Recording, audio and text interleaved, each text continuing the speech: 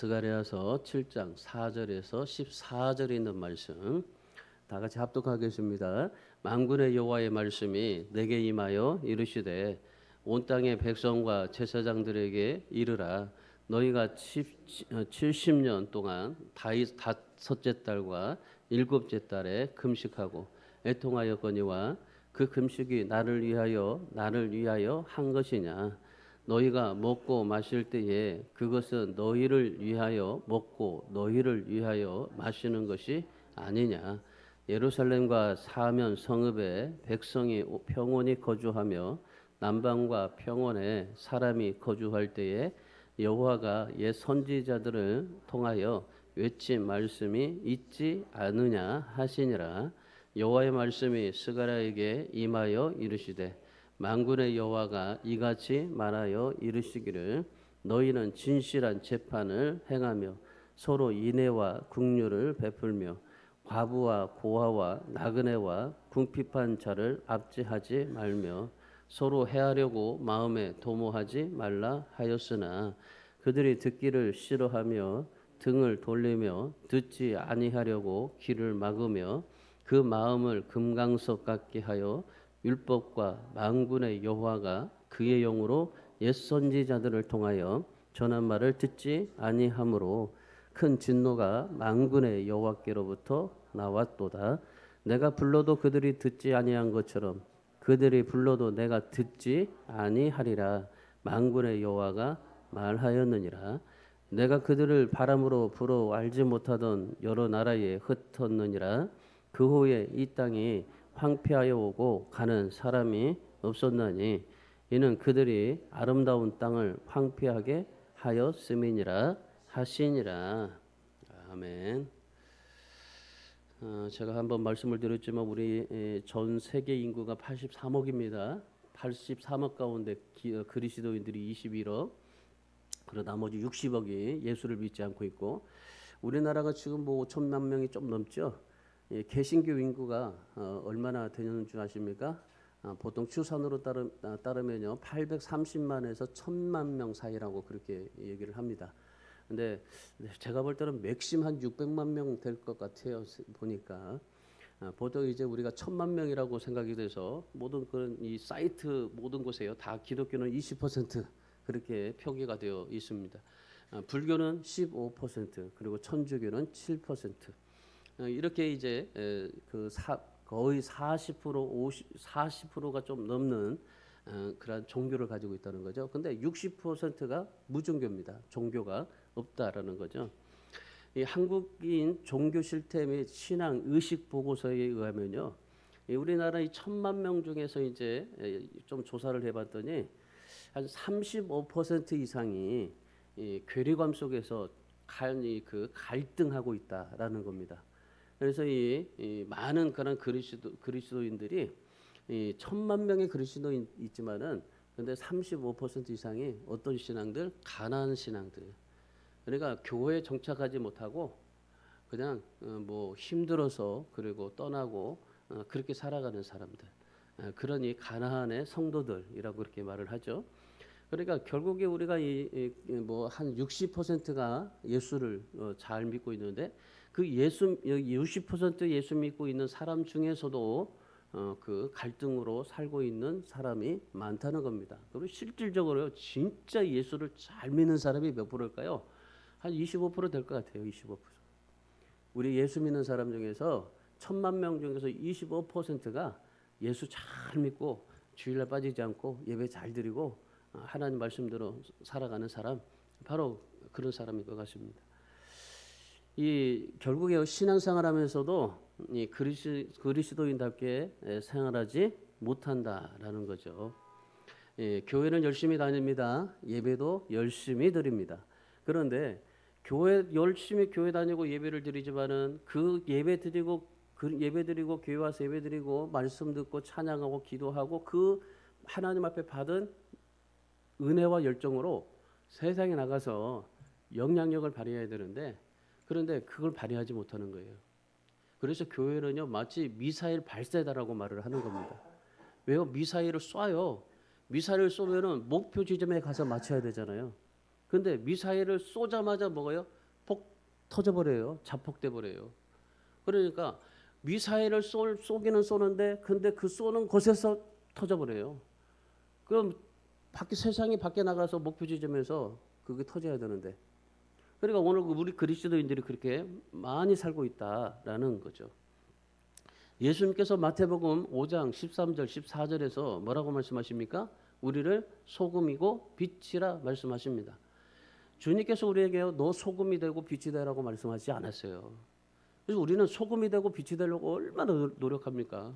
신앙생활하면서 진짜 많은 사람들에게 빛이 되어지고 소금이 되어보려고 애를 쓰는데, 그런데 예수님께서는 너희가 소금이다라 빛이다라 하지 않았어요. 뭐라고 그래요? 너희는 소금이니 빛이니 그래요. 이미 우리는 소금이고 빛이다라는 겁니다. 그러면 소금이고 빛이면 내가 소금이고 빛으로서 내가 각자 삶의 현장 속에서 뭐 해야 돼요? 소금처럼 녹아지는 겁니다. 소금이 들어가야 배추가 절여지죠. 그러니까 녹아지는 겁니다. 맛을 내는 겁니다. 그리고 뭔가 빛이 되는 겁니다. 여러분 빛을 보세요. 등잔 밑에 바닥에다가 빛을 놓아보세요. 그러면 밑에만 보여요. 근데 이 빛을 이 등불을요 그 위에다가 달아보십시오. 그러면 온 곳에 다 비춰지게 되는 겁니다.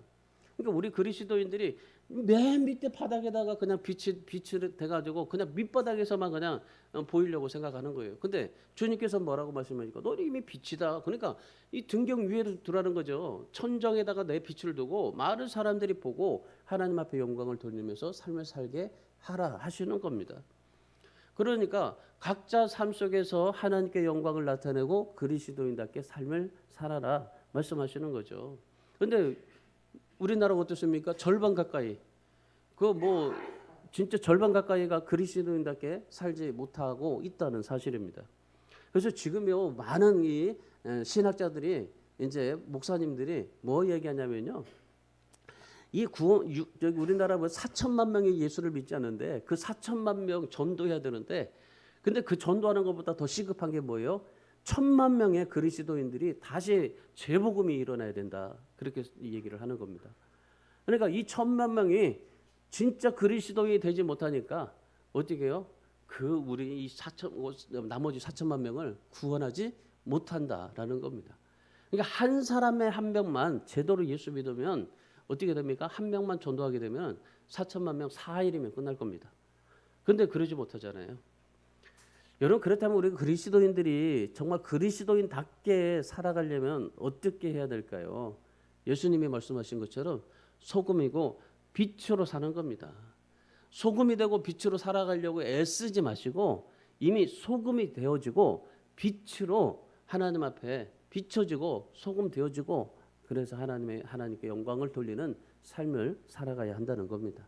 그것이 하나님이 기뻐하시는 삶입니다. 그러면 소금이고 빛이 되려면 어떻게 될까요? 열매가 나타나야 돼요. 열매가 있어야만이 진짜 빛과 소금이 되어진다라는 거죠. 자, 오늘 본문의 말씀 보십시오. 오늘 본문에 이스라엘 백성들이 하나님 앞에 신앙생활 열심히 했지만은 그들 삶 속에요 소금이 되고 빛이 되지 못해요. 열매를 맺지 못해요. 그래서 오늘 본문에 성전 건축이 한창 진행되고 있던 다리오 왕 4년 때 BC 518년도에 스가랴에게 임하신 하나님의 말씀입니다. 이스라엘 백성들의 신앙이 어떤가라는 것을 말씀하고 계시는데 이스라엘 백성들은요 1년에 4번을 정해놓고 금식을 한다고 했죠. 얼마 어떻게 한다고 그러십니까? 4월달, 5월달, 7월달, 10월달. 자, 이 4번에 걸쳐서 이제 금식을 한다고 했습니다.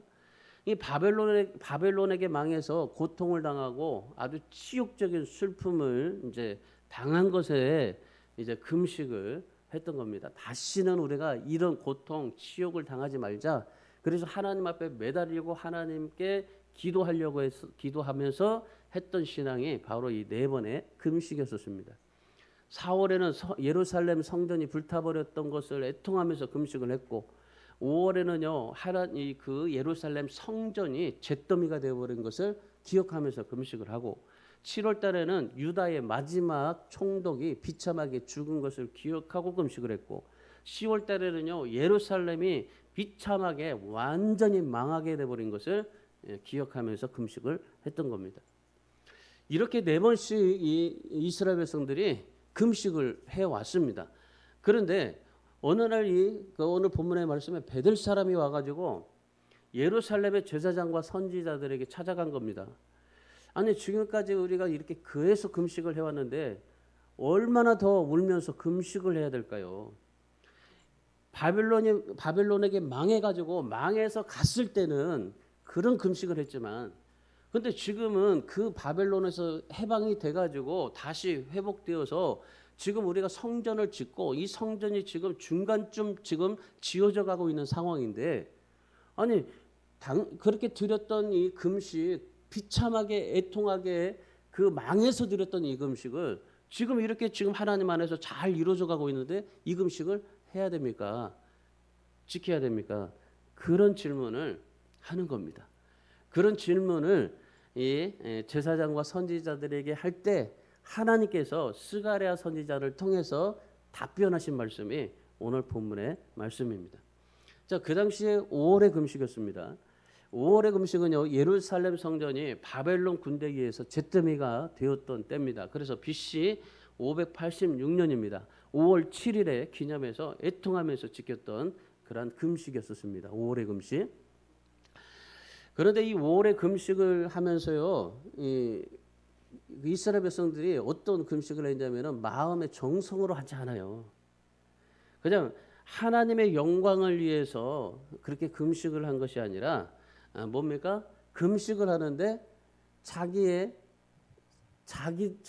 맞게, 자기의 뜻에, 자기의 그런 생활에, 그러니까 자기를 위해서 금식을 하게 된 겁니다. 그러다 보니까 금식을 했는데 열매를 맺지 못하게 된 거예요. 그러니까 쉽게 말하면요, 신앙생활을 했는데 하나님께 신앙생활한 게 아니고 나 자신을 위해서 신앙생활한 겁니다. 나를 위해서 예배드리고 나를 위해서 기도하고 나를 위해서 찬양하고 나를 위해서 한 거예요. 그러니까 한마디로 자기 만족을 위해서 하는 거예요. 기도도 자기 만족하고 찬양하는 것도 자기 만족이고 예배드리는 것도 자기 만족이고. 여러분, 우리가 예배드리고 기도하고 찬양하는 게 뭐예요? 나는 없어지고 하나님만이 보여지는 거. 그래서 하나님께만 영광 돌리는 거, 그거 아니겠습니까? 그런데 그러지 못한 겁니다. 그러니까 오늘 하나님께서 말씀하시는 건 뭐냐면은 우리의 신앙은 종교 행위가 되어서는 절대 안 된다라는 것을 말씀하시는 겁니다. 예배 한번 잘 들었다고 그것으로 끝나는 것이 아니다. 하나님이 기뻐하시는 삶을 살아가야 된다. 그래서 오늘 이 금식을 통해서 이스라엘 백성들에게 하나님이 말씀하시는 것은 하나님을 기쁘시게 하는 삶을 살아라. 너희 자신의 만족을 위해서 살지 말고 하나님을 기쁘시게 하는 삶을 살아라. 자, 그러면 어떻게 하면 하나님이 기뻐하시는 삶을 살아갈 수 있을까요? 하나님이 기뻐하시는 삶의 열매를 맺으려면 어떻게 신앙생활을 해야 될까요?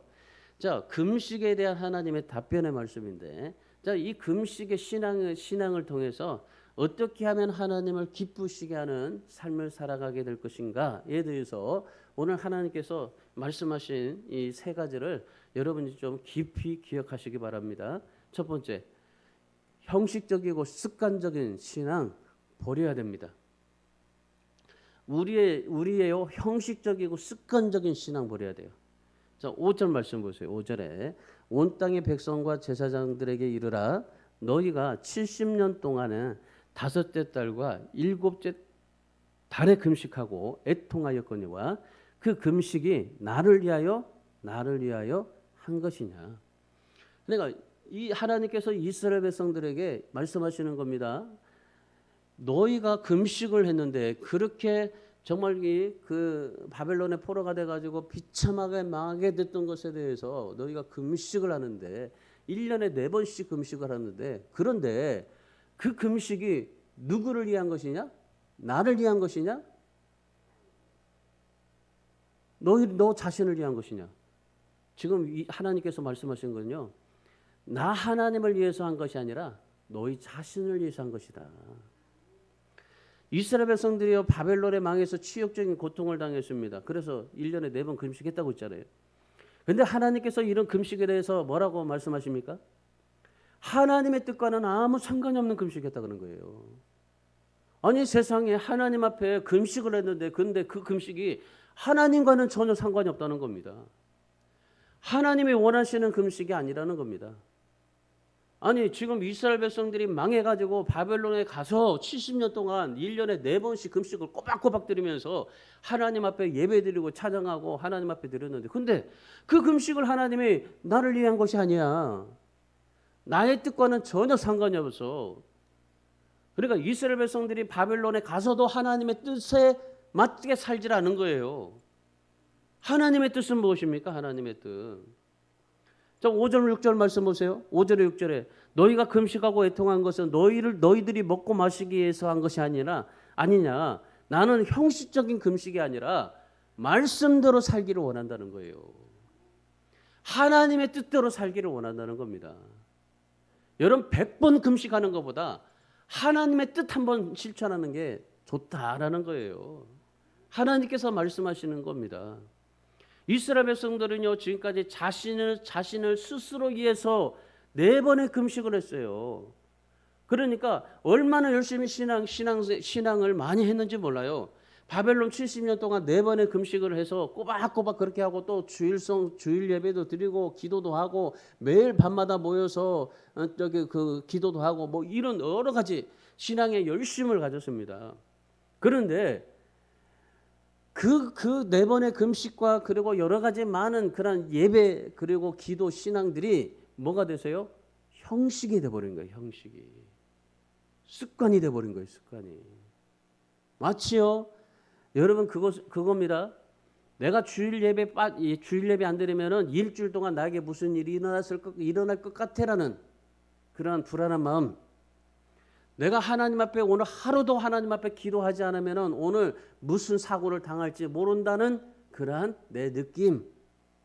그게 뭐예요? 미신적인 거예요. 우리 그리스도인들이 이 미신적으로 살아갈 때가 많습니다. 오늘 이스라엘 백성들이 그랬던 거예요. 이스라엘 백성들이 4번의 금식을 하면서도 하나님의 뜻대로 살아가는 것이 아니라 그 금식을 하면서요 그 행위대로 종교 행위대로 그렇게 살았던 겁니다. 그러니까 이스라엘 백성들이 이런 모든 삶이 형식이 되고 습관화돼 버렸어요. 여러분 우리 신앙이요 형식화되고 습관화되는 걸 진짜 여러분 방지해야 됩니다. 우리는요 늘 이렇게 하면서 형식적이 되고 습관화가 돼 버려요. 목사도 마찬가지입니다. 목사도 새벽 예배 드리는 게 형식화되고 습관화될 때가 있어요. 이런 것들을 우리가 자꾸 하다 보니까 형식적이고 습관화될 때가 많아요. 그럼 하나님이 원하시는 금식이 뭐였을까요? 하나님이 원하시는 금식은요 1년에 한 번이었어요. 1년에 한 번 대속죄일. 1년에 한 번 대제사장이 지성소에 가서 하나님을 만나요. 백성들의 모든 죄를 가지고 대지성소에 들어가서 하나님 만나고 그리고 하나님께서 속죄하고 그 다음에 나와서 백성들에게 선포하면 속죄가 이루어졌던 날이에요. 1년에 한 번 대속죄제일. 자 그러면 예수님께서 예수님께서는 어떻게 금식하라고 하냐면요. 마가복음 2장 20절 말씀 보세요. 거기에 보면은 예수님께서 뭐라고 말씀하시냐면요. 너희가 금식을 하는데 예수님이 십자가에서 죽을 때 금식해라. 그리고 다른 데 뭐 금식하라 하지 않아요. 그러니까 예수님께서도 십자가에 죽었을 때 신랑을 빼앗긴 날, 그날 죽은 날, 그날 금식하고 예수님께서도 대제사장에 그 들어가는 날 1년에 한 번 그 죄를 위해서 금식하고 그런데 우리는 어때요? 늘 금식이잖아요. 이게 마치 습관이 돼버려요. 뭐 힘들면 금식해야 돼.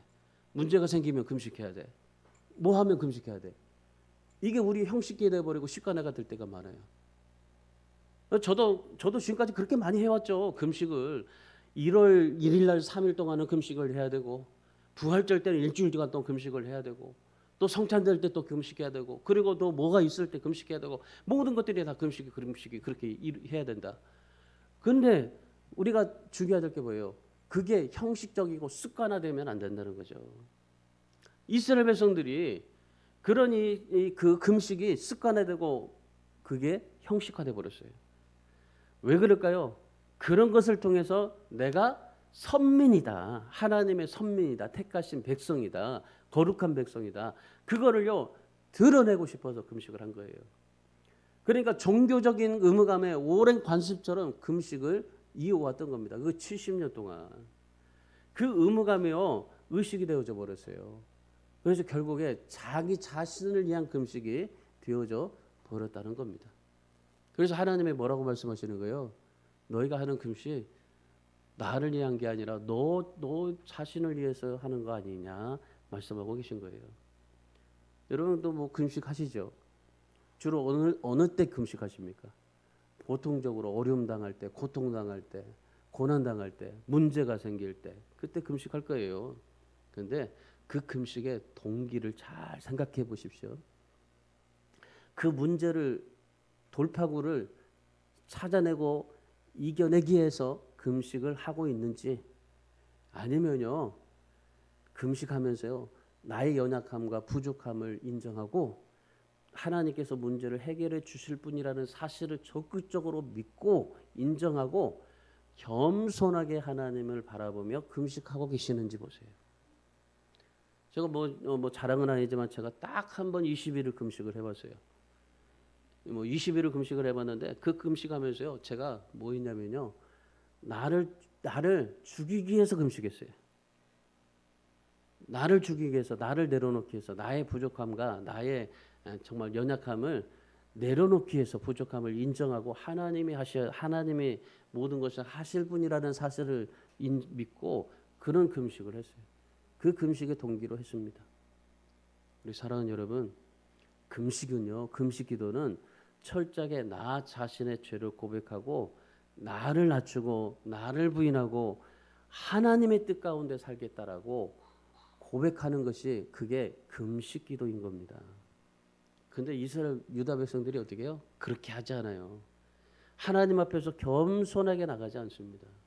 자기 자신을 위해서 하는 거예요. 여러분 신앙은 말입니다. 신앙은 행위가 아니라 마음의 동기가 중요한 겁니다. 우리 신앙생활 할 때요. 우리 신앙할 때 내 마음의 동기가 굉장히 중요한 거예요. 그래서 물 좀 갖다 드리세요. 찬물. 하나님이 보시기에 기뻐하는 일을 해야 돼요. 모든 일을 하나님의 영광을 위해서 해야만 하는 겁니다. 그래서 우리 신앙은 바로 그렇게 살아야 되는 거예요. 사무엘상 16장 7절에 하나님께서 뭐라고 하십니까? 하나님이요 우리를 외모로 보시지 아니하고 우리의 마음의 중심을 보신다 하셨습니다. 그러니까 우리의 신앙의 행위를 보지 않아요. 마음의 중심을 보시는 겁니다. 그래서 여러분 지금 이 성전이 이제 바벨론의 포로에서 다 돌아와 가지고 성전이 지금 반절 정도 이루어지고 있는 이 시기에 하나님께서 왜 지금까지 금식을 열심히 했던 이스라엘 백성들에게 왜 금식에 대해서 말씀을 하고 계시는 걸까요? 지금 성전을 짓고 있는 중에 왜 그랬을까요? 영적인 의미가 있어요. 왜 그랬어요? 내 마음의 성전을 지으라는 거예요. 너희가 성전을 짓고 열심히 그 행위로 신앙생활하면서 금식하지 말고 뭐요? 내 마음의 성전부터 지어라. 여러분 안에 성전을 지어야 돼요. 그 성전에 하나님이 계실 수 있도록. 그래서 여러분의 신앙을 형식적이고 습관화시키지 마시고 이제까지 뭐 나를 과시하고 그러고 자랑했던 것들 다 내려놓고 주님만을 위해서 하나님의 영광만을 위해서 그래서 하나님의 뜻을 이루기 위해서 금식하시고 기도하시고 그래서 그렇게 신앙생활 할 수 있기를 축원합니다. 교회에서만 말씀 듣고 경건하게 기도하고 찬양하고 열심히 그렇게 살지 마시고 교회 바깥에 나가서도요 하나님이 기뻐하시는 삶을 살고 그리고 여기서도 바깥에서도 하나님의 뜻을 위해서 하나님의 뜻을 이루며 살아갈 수 있는 여러분 되시기를 주님의 이름으로 축원합니다. 그래서 외형적이고 습관적인 신앙 그냥 다 버리셔야 돼요. 자, 두 번째 두 번째는 뭐냐면요. 말씀대로 살아야 됩니다. 말씀대로. 자, 7절 말씀 보십시오. 7절. 자, 7절을 같이 읽습니다. 예루살렘과 사면 성읍에 백성이 평온히 거주하며 남방과 평원에 사람이 거주할 때에 여호와가 옛 선지자들을 통하여 외친 말씀이 있지 않으냐 하시니라. 하나님께서 예루살렘과 사면 성읍에 백성들이 거주하는 곳마다 평안을 주시겠다 하십니다. 그리고 남방과 평원에도 사람이 거주할 수 있겠다고 하십니다. 자, 남방과 평원은 뭡니까? 사막 아니에요. 그러니까 이스라엘이 하나님께서 복을 주시는데 어디까지? 사막에까지 복을 주신다는 거예요. 여러분 하나님의 복을 주시면 여러분 어디까지 주세요? 여러분의 수저 젓가락까지 하나님이 복을 주신다니까요.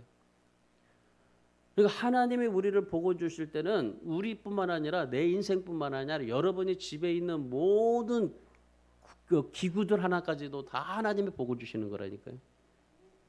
여러분이 오늘 이 말씀 보세요. 하나님께서 이스라엘 예루살렘 성읍뿐만 아니라 거기에 모든 사막까지 하나님께서 복을 주시겠다. 어떻게 할 때 예루살렘부터 사막까지 복을 주신다고 하십니까? 말씀에 순종할 때.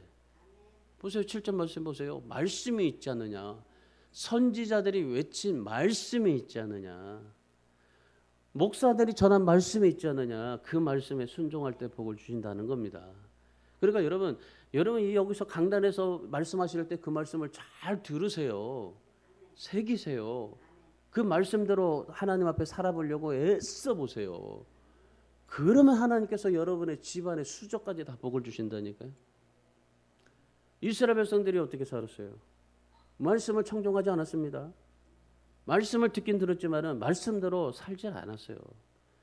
지금까지 이스라엘 백성들에게 수많은 선지자를 보내주었습니다.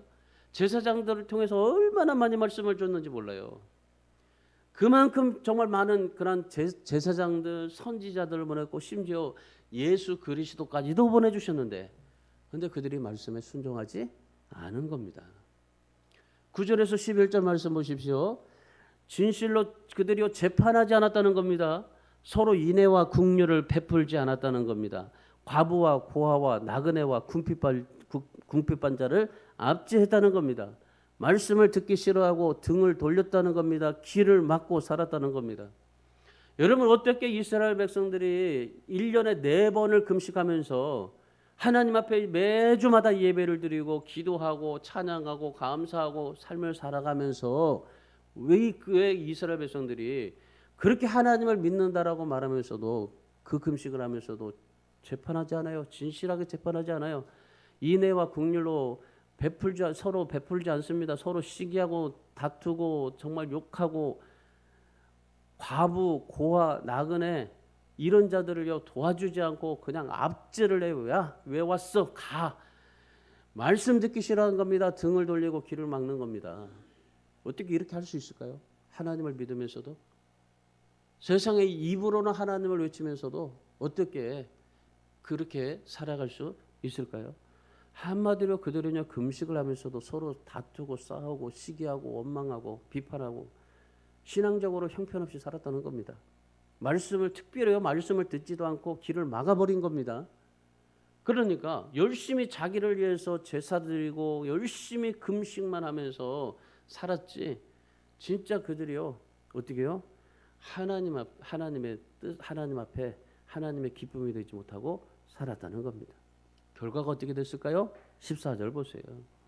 14절 여러 나라의 포로가 되게 하고 땅이 70년간 황폐하게 되었더라. 여러분 하나님이 우리에게 황폐하게 하는 것과 하나님이 사막에까지 복을 주시는 기준이 뭡니까? 말씀대로예요.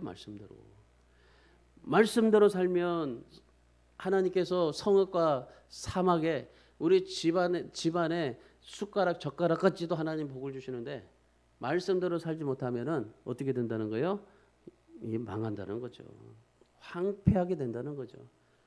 수저 젓가락까지도 황폐하게 되는 거예요. 이게. 그래서 여러분 이스라엘의 성읍과 사막까지 복을 받을 수 있었던 것 환경 조건 우리의 믿음의 열정 신앙의 그런 열정 아닙니다.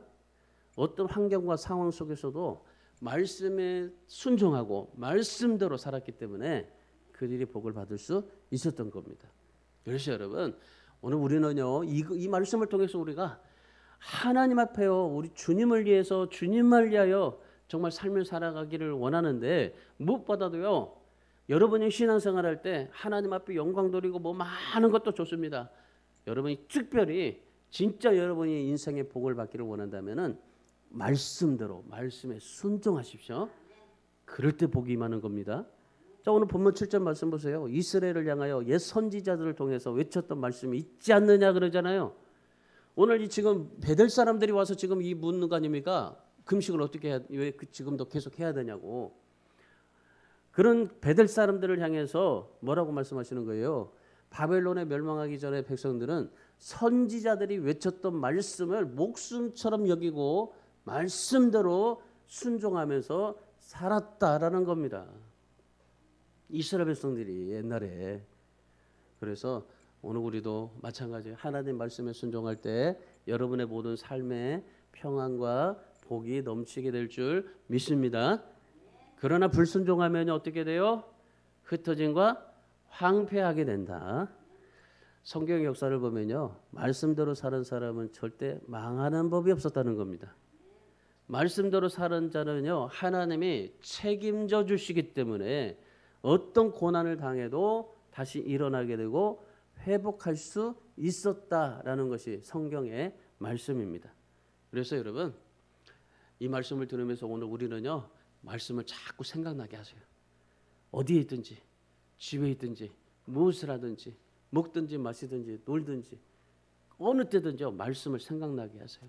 아 그때 그 말씀 아 예배 때 들었던 그 말씀 그리고 내가 읽었던 그 말씀 이 말씀을 자꾸 떠오르게 하세요. 그래서 말씀대로 살고 순종함으로 인해서 그 말씀을 통해서 하나님과 인격적인 관계를 가지시길 바랍니다. 하나님은 말씀을 통해서 우리가 관계를 맺고 싶어요. 사무엘상 15장 22절에 순종이 제사보다 낫다 하잖아요.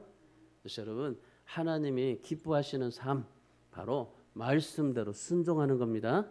그래서 여러분이 말씀대로 순종하셔서 여러분의 형식적이고 이선적인 모든 그런 습관들이 다 벗어버리고 오직 하나님의 말씀으로 하나님을 닮은 자로 살아서 여러분은 평안과 형통의 복을 받으며 살아가시기를 주님의 이름으로 축원합니다. 마지막에 세 번째는요. 마음을 깨트려야 됩니다. 마음을 깨트려야 돼요. 자, 12절 말씀 보세요. 12절 같이 읽습니다. 마음을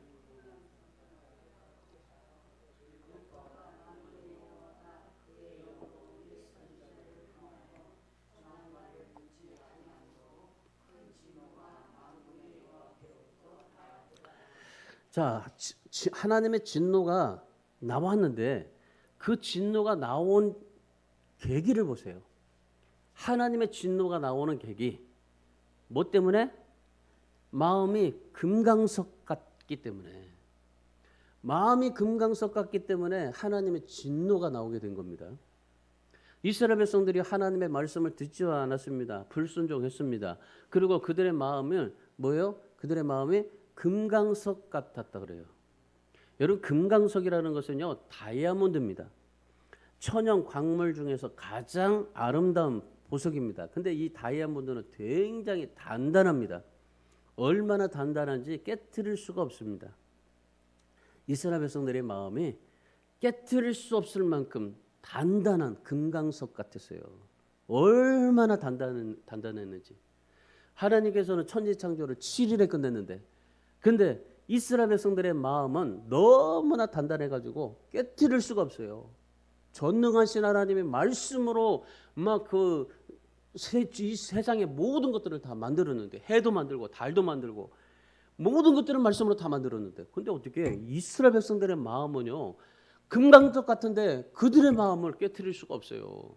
얼마나 단단한지. 아무리 하나님이 불러도요 그 너무나 금강석 같아서 듣지를 않아요. 하나님의 말씀을 듣지 않으니까 하나님의 말씀을 듣지 않고 등을 돌리고 말씀대로 살지 않아요. 그렇게 하나님의 선지자들을 보내고 그렇게 예수님까지 보냈음에도 불구하고 듣지를 않아요. 그러니까 하나님이 뭐라고 말씀하세요? 13절 보세요. 13절. 하나님께 아무리 불러도 듣지 않는다. 하나님이 아무리 전해도 듣지 않고, 그러다 보니까 그 이스라엘 백성들이 아무리 불러도 내가 듣지 아니할 것이다.